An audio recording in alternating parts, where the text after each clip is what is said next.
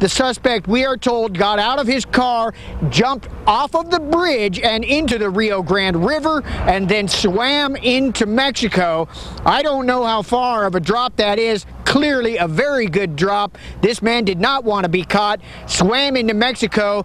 We understand Mexican authorities did also come very close to the border of the bridge as well and have been involved in the search for this suspect on the Mexican side of the border. This again still a developing story. We are trying to piece together some of the basic facts on this in terms of exactly what precipitated this chase. We had a bunch of fire crews and trucks right here. They've all gone to the other side of this patch of brush because apparently it's a lot worse over there than where it is right here. Hard to tell exactly how long this is going to burn here, but no water's being put on these flames. Dry piece of wood may not look like much, but this afternoon it turned into a lifeline. Sills says this is what he grabbed and thrust into the water so that the first girl could grab hold. It needed to be paid by the end of this month. So now we have a final time frame on when this money's supposed to be paid. Question is, are Bojack and the county on the same page? And we will, of course, eventually find out. Reporting live from Canyon County, Kirk Chaisson, today's Channel 6 News. Yesterday, police sealed off this area and searched through the brush to look for clues in the death of a man they say died from a beating. The man was naked and his clothes were thrown all around this area. Critics say the location of the gas tank on these vehicles remains a problem. We're going to show you where it is. Right here is the trunk of the vehicle. This is the gas tank right here. This march looks like it's going to finish peacefully, but before it started, some of these people were talking about an armed white revolution. Debris strewn all over the road, as you can see. You can't even tell what some of this used to be. Apparently a car battery there. As of 3 o'clock in the afternoon, we're now feeling sustained winds of more than 80 miles an hour. The closest point of approach for Typhoon Roy has been changed to just 12 miles north of the island. It's now set for 7:30 in the evening. In world news, a strong earthquake rocked Taiwan today, killing at least 3 people and flattening homes. Student believes that hazardous fumes must have been sucked inside the building's ventilation system from the outside. This is the Eagle River substation where they have a public counter, and what we're going to do is walk around to the public counter and see what happens when someone in Eagle River wants to come here in person and maybe report a crime.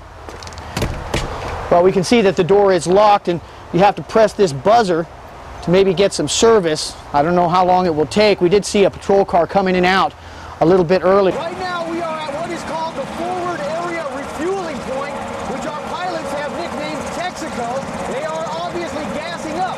There's been a temporary pause because some civilians somehow got into the area near the target range. But so far, our gunners have already fired off more than 600 of these 7.62 millimeter rounds.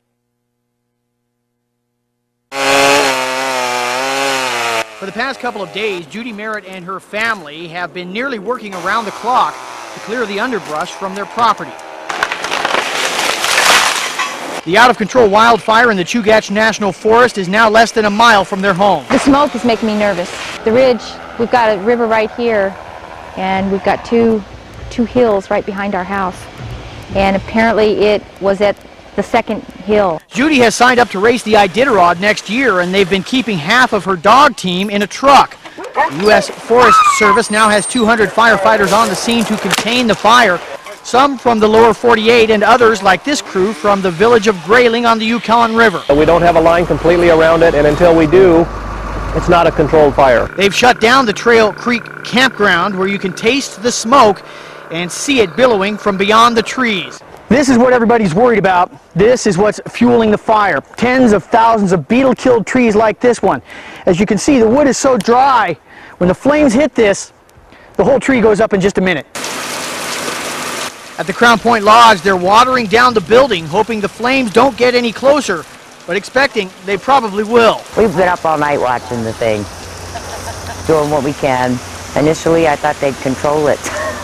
If we lose the building, I'll be a lot mad. The Seward Highway remains open, and from this pullout, tourists can take photos of the smoky panorama while area residents watch and wait. The Forest Service and state troopers have not ordered any evacuations yet, but either way, the Merritts say they're not going anywhere. This is our home. You know, we are not going to start over. No, we're going to fight it.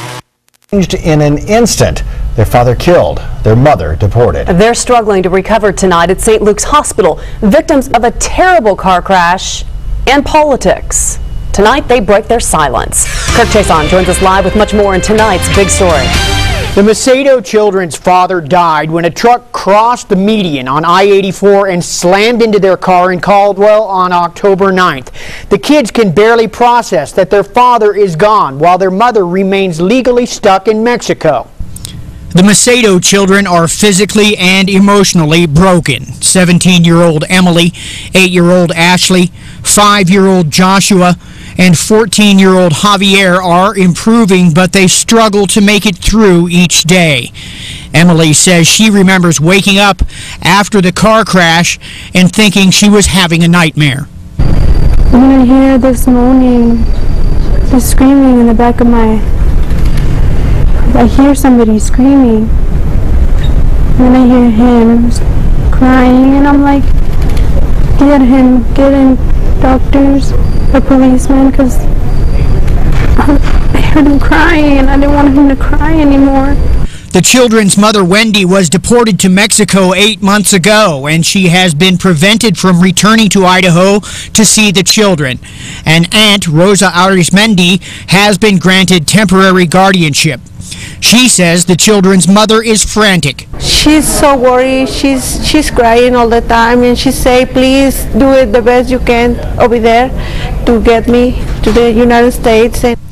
Doctors say the children are all in stable condition, but clearly they all face long recoveries as the younger ones cry for their mother, and Emily tries to remain strong for what's left of her family.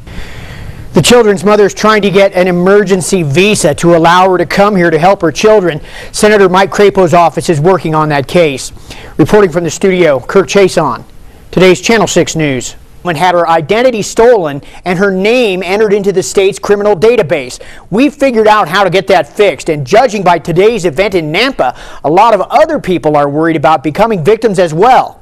The line seemed endless in this store parking lot, people waiting to have their sensitive personal documents shredded for free, a yearly event set up by the Better Business Bureau. People like Mike Doster had boxes and boxes of papers rendered unusable to potential thieves. This is a great way to get rid of old papers that could be used to get into your accounts and assume your identity. Sorry. Meanwhile, in Caldwell, we've found a solution to Wendy Alba's problem. Alba was a victim of identity theft when the passenger in a car stopped at this intersection in Caldwell in July gave police her name and date of birth. That person was charged with marijuana possession, but Alba's name got entered into the state computers as being the defendant in the case. Alba finally got it straightened out with police and prosecutors who gave her letters proving she was not the person charged, but her name still remains stuck in the state criminal database called the Idaho Repository. That mistake made it difficult for Alba to find a new place to rent until one manager saw our earlier stories and agreed to rent to her. I checked with the Idaho Supreme Court and they explained the process by which Alba's name can be removed. Prosecuting attorney Mandy Hessing says she is now preparing the motion that will get that ball rolling. It's kind of nerve-wracking that it's taking as long as it is. I think that there should have been something done prior, maybe better identification of the person. So while a solution is in the works for Alba, other Treasure Valley residents are clearly worried that they could become victims as well. One research company reports that 10 million people in the U.S. were victims of identity theft in 2008, with account fraud totaling $31 billion. Reporting from the studio, Kirk Chaisson, today's Channel 6 News.